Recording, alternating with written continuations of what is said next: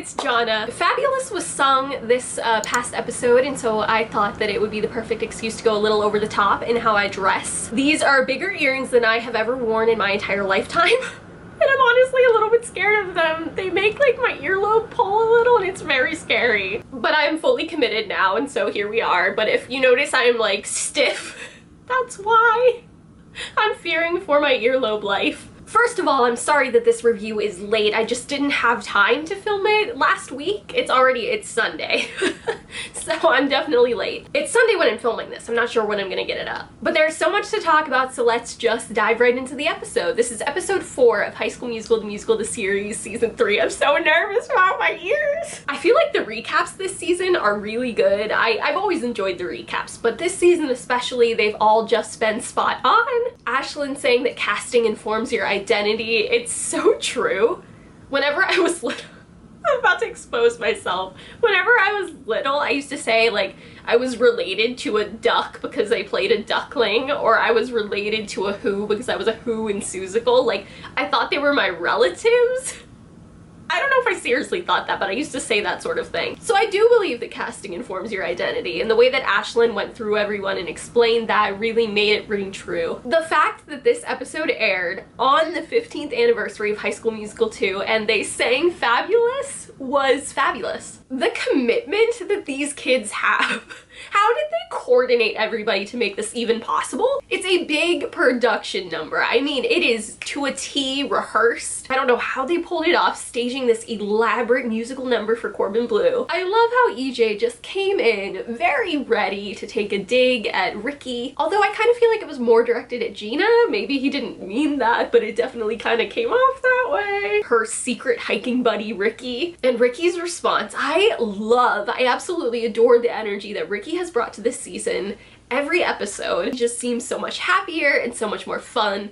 And I love how he was like, EJ, you're very funny and you never make things awkward. It was such a great line. And also just everybody's reactions, you know, Courtney, Carlos, even Ashlyn. It was just a strong way to start off the episode, and I can't believe EJ came in this full on. Right off the bat. At this point, EJ had a confessional ITM thing where he mentioned having a gap year, and I was like, oh, this is so exciting. Maybe that's how they're going to keep him here for season 4. And then, you know, later down the line, we find out that his dad really isn't a fan of a gap year, so maybe he won't have a gap year, and that made me very sad. I think he has to have a gap year. They cannot get rid of EJ. They can't get rid of Matt for season 4. That would be despicable.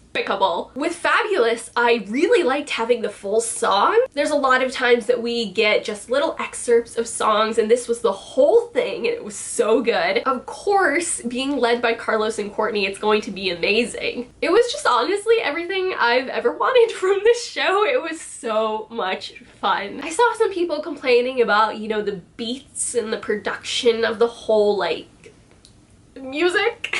But it didn't bother me. I thought it was really fun, and it was a jam, and I was like dancing in my seat. Then the dance break was fun, and everything about it was so fun. Carlos's little wave to the rubber duck, and like the dance break, and Courtney's hair, like everything about it was so great. You know how they thought Corbin was coming and it was actually EJ, that whole thing? Why didn't they wait until they actually physically saw Corbin to start the number? Why didn't they wait until he was right, like, at the fence of the pool? It seems like they could have done that, but either way, we still got to see the number. Also, for Corbin coming super early, which they mentioned in the last episode, he seemed super late. Then we have EJ and Gina's discussion after she was called to the office and found out that her mom is moving back. I was so happy for her. EJ just, you know, quickly mentioned that Dewey Wood has skeletons in his closet.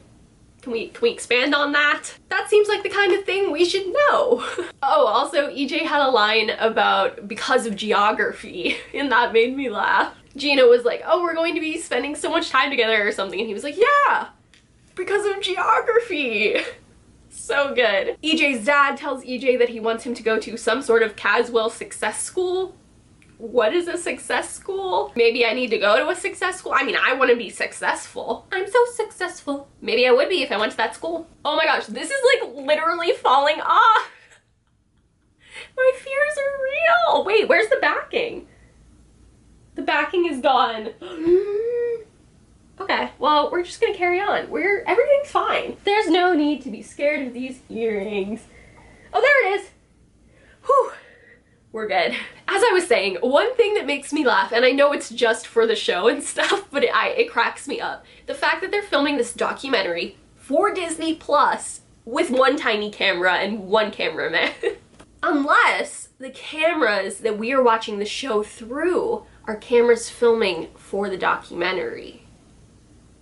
But then again, I say, what have they been filming the past 2 seasons? Corbin has mentioned in social media posts and interviews that he is playing a more jerkier version of himself, and that really came across in this episode. Corbin would never act like the way he was in this. I mean, I don't know him. I've never met him, but I just feel like I know him, you know? And I feel like this isn't him. I love how EJ and Ricky and I guess kind of Gina were pretending that they're drama-free. Yeah, right. How? Please tell me how nobody noticed that Jet wasn't there until it was time for his line. Didn't they do some sort of like roll call, make sure everybody's there, especially since it's being filmed for a streaming service? I mean, how? I know that we know that Jet and Maddox are siblings, but I love that Carlos doesn't know, and his whole like little confessional about their relationship was hilarious. His line, "because of the lust," was one of my favorite lines of all time. Carlos just keeps giving me these moments that are so good and so funny. Truly, this is his season and I'm here for it. And typically, episode 5 gives us a lot of good Carlos content, so to say I'm excited is an understatement. This is such a small thing, but it bothered me so much. I'm such a snob. Corbin Bleu, I love him. He is one of my favorite people of all time ever, and if I ever met him, I would just pass out and grovel at his feet and be like, you're the best thing that ever happened to this world. But he said the descendants?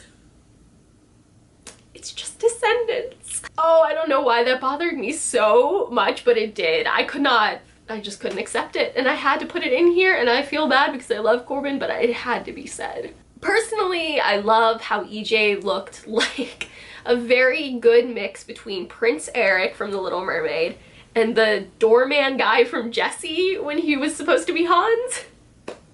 Sophia Wiley, on the other hand, in the Anna costume looked so beautiful. Not that Matt looked bad, it just was so Prince Eric doorman-esque. And Love is an Open Door, Gina and EJ, I have to say that they are open-dorable. Yeah.